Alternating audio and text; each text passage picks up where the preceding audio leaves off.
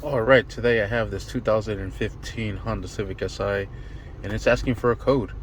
Most vehicles on these models, all you simply have to do is press the power button for like 2 seconds, and it should work.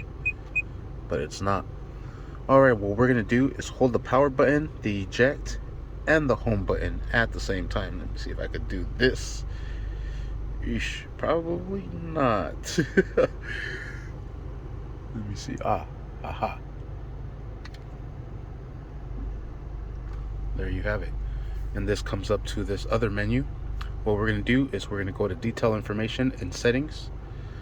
We're going to go to unit check. We're going to go to DA unit.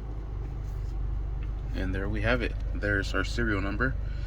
Then we're going to call the 1-800 number for Honda and retrieve that radio code. Sweet.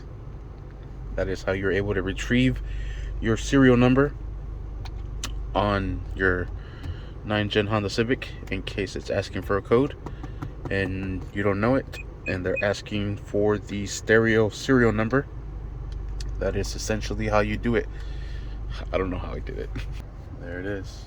Brings up this menu, unit check, DA, and there's your serial number.